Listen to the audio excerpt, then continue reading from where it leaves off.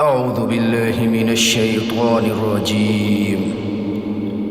بسم الله الرحمن الرحيم.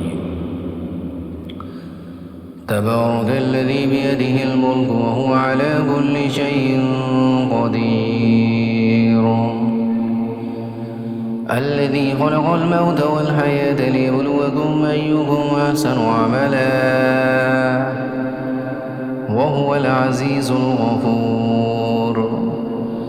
الذي خلق 7 سماوات طباقا ما ترى في خلق الرحمن من تفاوت فارجع البصر هل ترى من فطور ثم ارجع البصر كرتين ينقلب إليك البصر خاسئا وهو حسير. ولقد زينا السماء الدنيا بمصابيح وجعلناها رجوما للشياطين وأعتدنا لهم عذاب السعير. وللذين كفروا بربهم عذاب جهنم وبئس المصير. إذا ألقوا فيها سمعوا لها شهيقا وهي تفور تكاد تميز من الغيظ كلما ألقي فيها فوج سألهم خزنتها ألم يأتكم نذير قالوا بلى قد جاءنا نذير فكذبنا فقلنا ما نزل الله من شيء إن أنتم إلا في ضلال كبير. وقالوا لو كنا نسمع أو نعقل ما كنا في أصحاب السعير فاعترفوا بذنبهم فسحقا لأصحاب السعير. إن الذين يخشون ربهم بالغيب لهم مغفرة وأجر كبير. وأسروا قولكم ما بجهروا به إنه عليم بذات الصدور. ألا يعلم من خلق وهو اللطيف الخبير.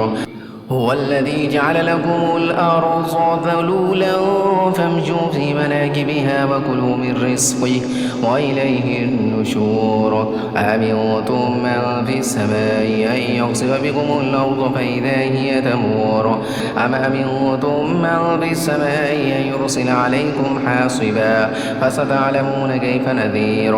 ولقد كذب الذين من قبلهم فكيف كان نكير. أولم يروا إلى الطير فوقهم صافات ويقبضن ما يمسكهن إلا الرحمن إنه بكل شيء بصير. أمن هذا الذي هو جند لكم ينصركم من دون الرحمن إن الكافرون إلا في غرور. أمن هذا الذي يرزقكم من أمسك رزقه بل لجوا في عتو ونفور. أفمن يمشي مكبا على وجهه يهدى من يمشي سويا على صراط مستقيم.